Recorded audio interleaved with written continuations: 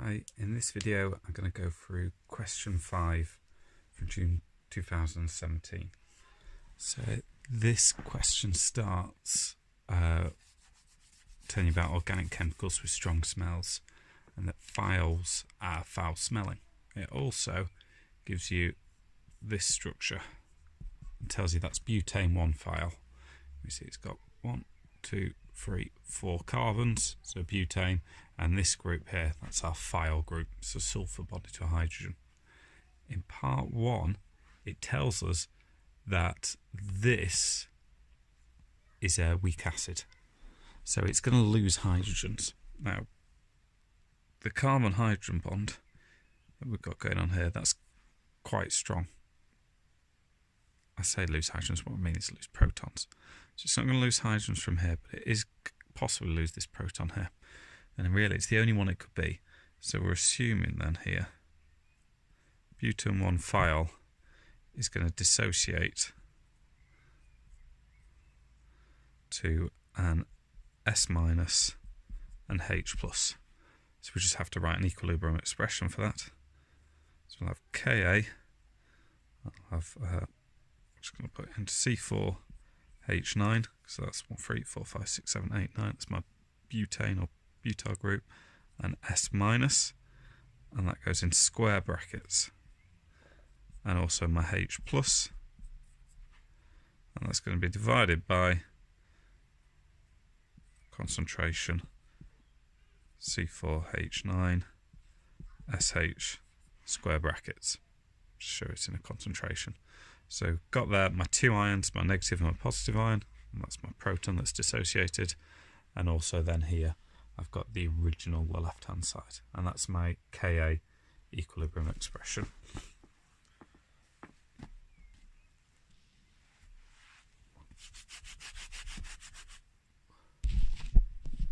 Straighten that up. In part 2, it asks us to write an equation for the reaction between the thioesters, and specifically this butane 1 phial, and ethanoic acid. So the very first thing we can do is actually draw butane 1 phial, which we had before.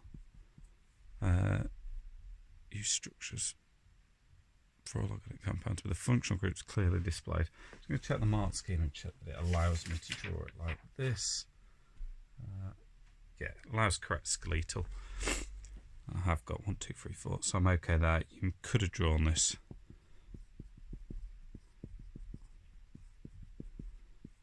like that. So that's butane 1 phial, and it's reacting with ethanoic acid, which is CH3 COOH, like that. So we've got our carboxylic acid reacting with our phial. We can just treat this like an alcohol. So we're going to have an esterification reaction, and that is going to go to our thioester. So we'll have our butane here. The sulfur's going to remain. It's going to be a hydrogen that it loses, and that is going to form very similar to our ester bond here with the carbonyl from the ethanoic acid. So that has a CH3 there, and we've lost an OH from here and a H here, which gives us plus H2O. So that's our next, that's part 2, and that's worth 2 marks.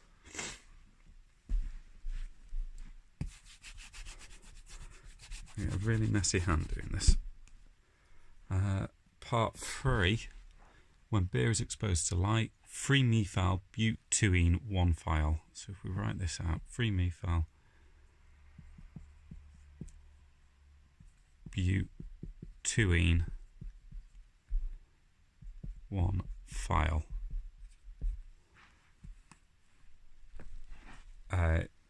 Which gives an unpleasant smell and flavour to the beer. Draw the skeletal formula for 3-methyl butene 1 phial. Now it gives it very bold that it wants it in as a skeletal. So we've got to draw it skeletal, and we've got key part here. We've got bute, so we're going to have 4 carbons. Just start off there.